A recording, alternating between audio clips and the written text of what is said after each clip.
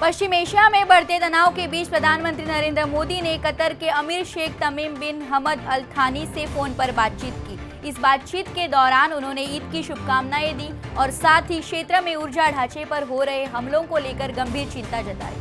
PM Modi ने साफ कहा कि भारत कतर के साथ मजबूती से खड़ा है और शांति बहाली जरूरी है। पश्चिम बंगाल की सीएम ममता बनर्जी ने चुनाव आयोग पर निशाना साधते हुए कहा कि मनमाने तरीके से चीफ सेक्रेटरी और डीजीपी समेत 50 से ज्यादा अधिकारियों को मनमाने तरीके से हटाया जा रहा है। इस पर आम आदमी पार्टी के राष्ट्रीय संयोजक अरविंद केजरीवाल की प्रतिक्रिया सामने आई है।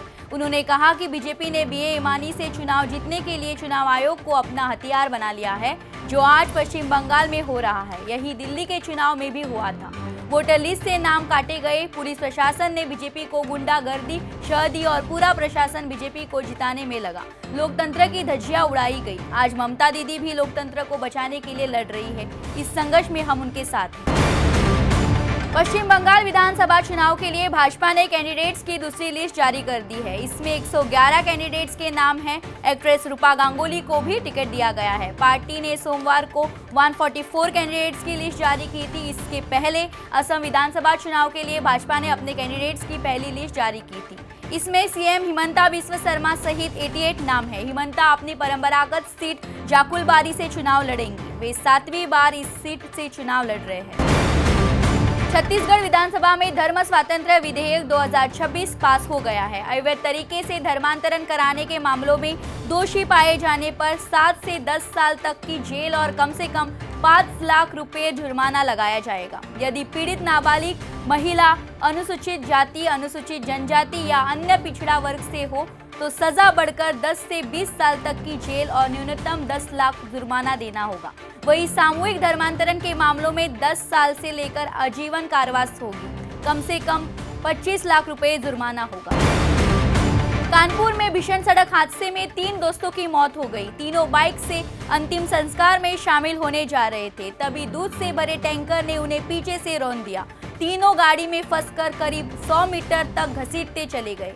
मौके पर ही दम तोड़ दिया। वही चालक टैंकर छोड़कर भाग गया। फिलहाल पुलिस मामले की जांच पड़ताल में जुट गई है।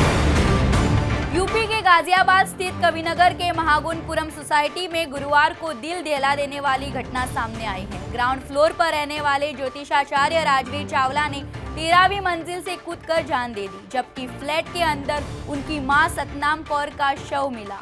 शव 2 से 3 दिन पुराना बताया जा रहा है और नाक पर खून के धब्बे मिले हैं। घटना से इलाके में सनसनी फैल गई है। चीन में एक बार फिर सत्ता, सेना और रक्षा तंत्र को लेकर रहस्य गहरा गया है। देश के शीर्ष परमाणु हथियार वैज्ञानिकों में गिने जाने वाले झाओ शियांगेंग का प्रोफाइल चीन की प्रतिष्ठित चीनी एकेडमी ऑफ इंजीनियरिंग यानी CAE की वेबसाइट से हटा दिया गया है। साउथ चाइना मॉर्निंग पोस्ट में ये खबर सामने आई है। यही नहीं, रडार विशेषज्ञ वुज मानचिंग और मिसाइल डिजाइनर वेई यिन से जुड़ी ऑनलाइन प्रोफाइल भी गायब बताई जा रही है। इन बदलावों को लेकर कोई आधिकारिक वजह नहीं बताई गई है, लेकिन चीन में इस तरह अचानक प्रोफाइल हटना अक्सर बड़े राजनीतिक या संस्थागत घटनाक्रम का संकेत माना जाता है। ईरान और इजरायल के बीच चल रही जंग के बीच हाइफा रिफाइनरियों पर हमले ने चिंता बढ़ा दी है। हालांकि इजरायल ने नुकसान को सीमित बताया है, लेकिन ऊर्जा ढांचे पर हमलों ने क्षेत्रीय तनाव और गहरा कर दिया है। इस बीच भारत और इजरायल के बीच उच्च स्तर पर बातचीत हुई है। इजरायल के प्रधानमंत्री बेंजामिन नेतन्याहू ने विदेशी मीडिया के लिए आयोजित एक प्रेस कॉन्फ्रेंस में ईरान के खिलाफ जारी सैन्य अभियान को लेकर कई अहम बातें की और युद्ध जीतने का दावा किया। खुद को लेकर चल रही अटकलों पर भी नेतन्याहू ने कहा कि मैं पहले भी कह चुका हूं कि मैं जिंदा हूं और स्वस्थ हूं। नेतन्याहू ने दावा किया कि 20 दिनों तक चले भीषण युद्ध के बाद अब ईरान के पास यूरेनियम संवर्धन करने या बैलिस्टिक मिसाइलें बनाने की कोई क्षमता शेष नहीं बची है। उन्होंने कहा कि हम जीत रहे हैं और ईरान बर्बाद हो रहा है। नेतन्याहू ने कहा, हम ईरान पर चौतरफा हमले कर रहे हैं और ईरान अब दुनिया को ब्लैकमेल नहीं कर सकता है क्योंकि उसकी लीडरशिप खत्म हो चुकी है। जिन मिसाइलों की ईरान धमकी दे रहा है वो उसके पास है ही नहीं। ईरानी लोगों की आज़ादी का हक देना हमारा लक्ष्य है। अमेरिका ने खाड़ी देशों के लिए अपने हथियारों का पिटारा खोल दिया है। डोनाल्ड ट्रंप प्रशासन ने UAE, कुवैत और जॉर्डन को अरबों डॉलर के घातक हथियार बेचने की मंजूरी दे दी है। इस डिफेंस डील की टाइमिंग बहुत अहम है। ईरान के साथ बढ़ते तनाव के बीच अमेरिका ने ये बड़ा कदम उठाया है। इस डील के जरिए खाड़ी देशों की हवाई सुरक्षा और हमला करने की क्षमता कई गुना बढ़ जाएगी। करीब 16 बिलियन के डिफेंस पैकेज में मिसाइल डिफेंस सिस्टम, खतरनाक रडार और ड्रोन को हवा में ही ढेर करने वाली तकनीक शामिल है।